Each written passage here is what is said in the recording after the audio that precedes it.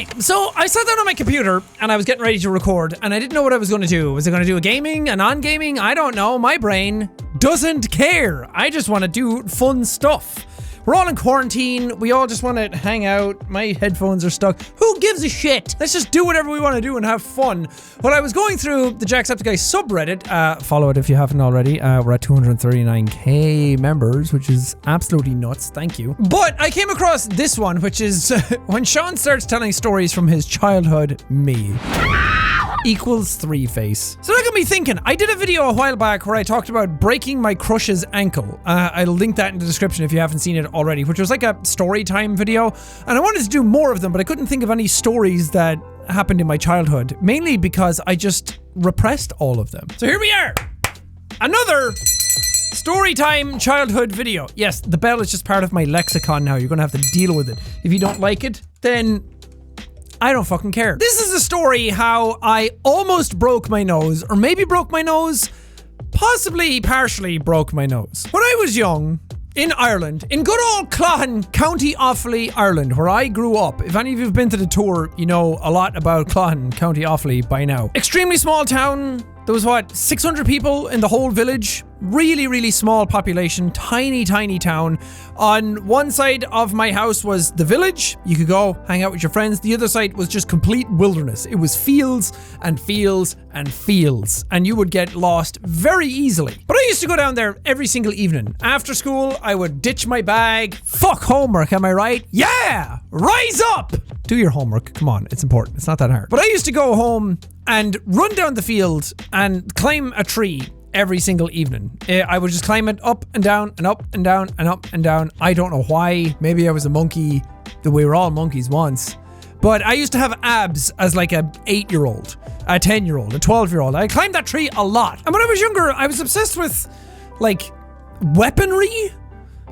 I was obsessed with like swords and axes and all that stuff. Probably because I watched Lord of the Rings a lot and I really liked it and I just wanted to be cool and be like a video game and a movie. So I really wanted an axe. I used to go to my grandmother's house. We would go like once a week. Shout out grandma. But at my granny's house, she had this small little hatchet. She used to chop up her own wood or her own, if any Irish people are here, she chopped up her own peat briquettes. You know exactly what I'm talking about, right? These little tiny, like, peat biscuits, basically. I tried to bite one once. I don't know why. You can't. It's old dinosaurs condensed down into fuel. But she used to chop up those with this tiny little hatchet that she had. But every time I went to visit her, I would stay outside and I would throw this hatchet at trees. And it was blunt as my dick. You would more sooner cut yourself with your own finger than you would with this axe. But I loved it. It was so much fun to play around with. So I wanted my own one. And then my parents bought me one when I was like 10. Now, for better or worse, I don't know if that was a good decision. Were my parents great parents or terrible parents? We may never know, but I'm here where I am today. So, judge that for what you will. I became a YouTuber instead of I don't know, what would I have been? A nothing. This is much cooler than anything I would have done. I'm so fucking happy I'm a YouTuber. But I got this tiny hatchet. It was a lot sharper because it was a brand new one. And I decided, okay, this tree that's down at the end of the field, I'm going to go down there and chop down this one branch that I absolutely hated. I hated this branch more than I hated most people in my life at that time. Because the tree was cool. It went up. It had 2 barks on it. You could climb up. You could stand at the very tippy top. I weighed about 4 ounces when I was younger. So I could stand at the top of it and the wind would just blow me left and right all over the place. But this one branch, out of the 2 barks that came up, there was one branch that just went this way. And it stuck out in the middle of the field and was kind of just in the way of everything. And I didn't own my own house at the time, but this was basically my own house. And this piece of furniture was sticking out a lot more than everything else, so I had to get rid of it. So I thought, me, axe in hand, I'm gonna go down and chop down this branch that's been such a thorn in my tiny little white arse for so long that I put on my rain jacket. It was pissing rain outside. Cats and dogs were coming down.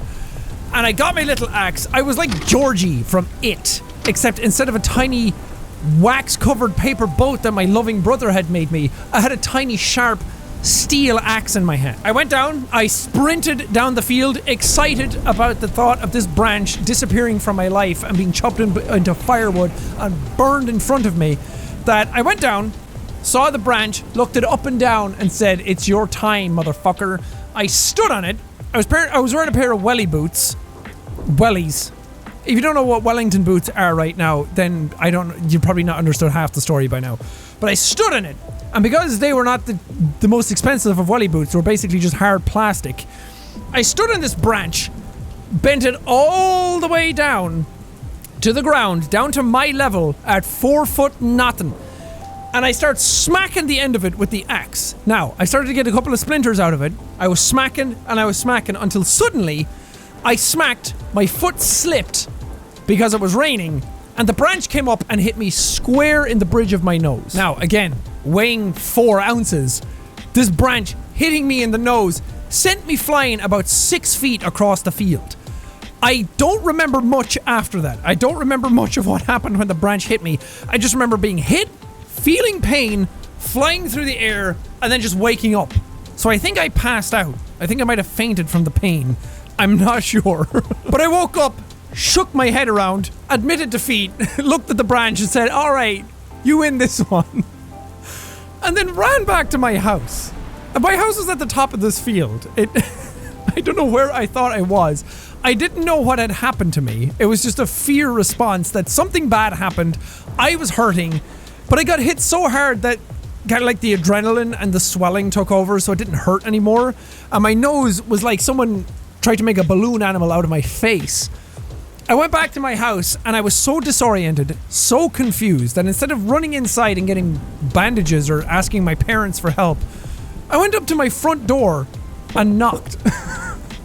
I knocked to get into my own house.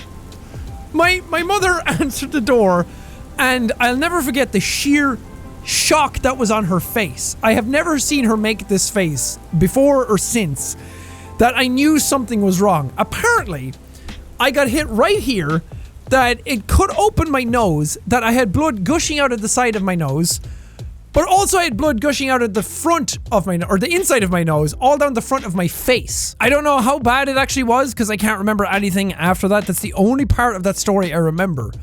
I don't think I actually broke my nose. I think I got very, very close to it, because this branch was pretty big.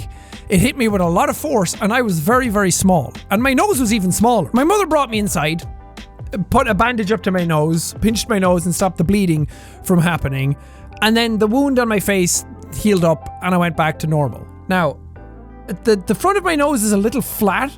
I don't know if that's because of the branch hitting me, or my nose is just like this.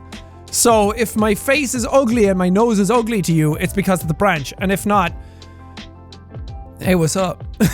I didn't go to the hospital. I didn't go to the doctor. I didn't do anything like that, because in Ireland, you don't do those types of things. Unless your nose has fallen off and run away from you, you don't go to the doctor. Unless you're in extreme agony, you just sit at home and say, "Ah, sure, feck it, it'll be grand, dinner's ready." But that's my story. That's a story from my childhood of how I broke my nose, or almost broke my nose, but definitely lost to a tree branch and scared the shit out of my mother.